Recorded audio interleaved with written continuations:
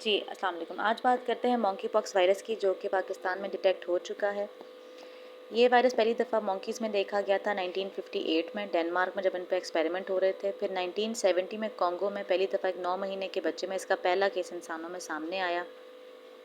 फिर जब 1980 में स्मॉल पॉक्स दुनिया से ख़त्म हो गया और उसकी वैक्सीनेशन बंद हो गई, तो उसके बाद इसके केसेस जो है ना ज़्यादा सामने आना शुरू हो गए। तो ये बात थोड़ा साबित करती है कि स्मॉल पॉक्स की जो वैक्सीनेशन है वो इसके खिलाफ इफेक्टिव है, क्योंकि जो वायरस है ये उसी फैमिली का वायरस है जिससे चीचक स्मॉल पॉक्स होती है। इसकी वबा जो है, जो पहली फूटी वो 2003 में अमेरिका में देखी गई। फिर 2005 में जो है चाइना में, 2005 से चाइना में जो है ना हर साल ये इसके केसेस सामने आते हैं। फिर उसके बाद नाइजीरिया में देखा गया कि काफ़ी ये फैला। अच्छा, वैसे तो इसका कोई इलाज नहीं है, बस वो सिम्टोमेटिक जो ट्रीटमेंट होता है वही देते हैं, लाइक पेन किलर्स वगैरह दे दिए और रेस्ट वगैरह कर लिए। लेकिन कुछ लोगों में ये, और ये 14 से 21 दिनों में ये ख़त्म हो जाती है। लेकिन कुछ लोगों में जो कि जिनकी इम्यूनिटी कम होती है, या फिर उनका इम्यून सिस्टम स्लो हुआ हुआ होता है, या HIV के पेशेंट्स होते हैं, या दूसरे जिनको कोई सीरियस इलनेस होती है, उनमें ये फिर काफ़ी कॉम्प्लिकेशंस क्रिएट कर लेता है और इवन डेथ भी हो जाती है।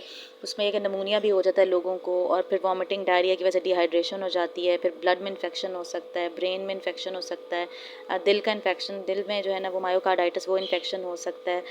फिर उसके बाद कभी कभी आँखों में जो कॉर्नियल इन्फेक्शन है वो हो जाता है, और उससे फिर विजन लॉस हो सकता है, बंदा ब्लाइंड हो सकता है, खाने पीने में डिफ़िकल्टी हो जाती है। तो वो फिर, और कुछ फिर इसी तरह यही कॉम्प्लिकेशंस होते होते जो है ना वो इंसान की डेथ भी हो सकती है। जिस बंदे को ये हुआ हुआ है, अगर आप उसके बहुत क्लोज बैठे हुए हैं, या उसकी स्किन से आपकी स्किन का कांटेक्ट हो गया है, या आप वो बहुत क्लोज आपके ब्रीथ कर रहा है, या उसके जो जो ड्रॉपलेट्स है, रेस्पिरेटरी ड्रॉपलेट्स हैं, वो आपको लग गए हैं, तो फिर ये लगने का बहुत ख़तरा होता है और इंसान को लग जाता है।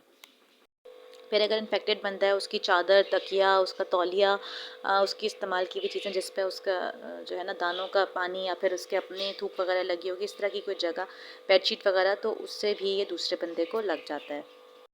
अगर किसी बंदे का किसी दूसरे इन्फेक्टेड बंदे से वो उसको लग चुका है जरासीम, तो 1 से 21 दिनों के अंदर अंदर इसमें अंदर अलामात ज़ाहिर होती हैं। अलामात में वही जो ख़ारिश, पूरे रैश जो हो जाती है पूरे जिस्म में, बुखार हो जाता है, गला ख़राब, सर में दर्द, पूरी जिस्म में दर्द हो गया, कमर में दर्द है, एनर्जी बहुत थका थका इंसान महसूस करता है, और उस जो लिम्फ नोड होते हैं, स्पेशली जो कानों के नीचे और पीछे गालों में, गले में, यहाँ पे सारा स्वेलिंग हो जाती है। यूजुअली इसका कोई ऐसा ट्रीटमेंट तो नहीं है, कोई इस तरह की दवाई तो नहीं, लेकिन कुछ लोगों के लिए कहा जाता है कि अगर आप उनको स्मॉल पॉक्स की, जो चीचक की जो वैक्सीनेशन है, वो वैक्सीन अगर वो लगाई जाए, तो उससे भी प्रिवेंशन हो जाती है, बंदा बच जाता है। और ये है कि फिर एक एंटी वायरल है, ड्रग है, जिसको टेकोवेरिमेट कहते हैं। वो अगर वो कुछ लोगों में यूज़ की जाती है। और कभी कभी ये जो इसकी रैश है, इसके दाने हैं, ये बहुत ही तकलीफ दे और बहुत दर्द वाले हो जाते हैं, जिसके लिए पेन किलर्स लेनी पड़ती हैं। इंसान को भी ये हो जाए, उसको चाहिए कि वो ज़्यादा से ज़्यादा अपने घर में, बल्कि अपने कमरे में रहे, हाथों को बार बार धोए, सैनिटाइज़र इस्तेमाल करे, दूसरों के सामने अपने जो खारिश है, जो दाने हैं और जो फेस है, उसको मास्क लगा के दानों को कवर करके रखे, स्किन को ड्राई रखे। फिर नमक का पानी जो है वो जो मुंह में जो दाने जाते हैं उनके लिए बहुत अच्छा है, और एप्सटन सॉल्ट से बाथ लेना बहुत अच्छा है। और अगर दर्द वगैरह है तो पैरास्टामोल और ब्रूफिन लिया जा सकता है। और बिल्कुल भी इन दानों को, बंदे को स्क्रैच नहीं करना चाहिए। छोटे बच्चे, बुज़ुर्ग, और वो लोग जिनकी इम्यूनिटी कॉम्प्रोमाइज़्ड है, या जिनकी इम्यूनिटी ज़्यादा हाई नहीं है, जो बीमार लोग हैं, उन सबको एहतियात की इसमें सख्त ज़रूरत है, क्योंकि ये उन लोगों को ज़्यादा जल्दी लग जाता है।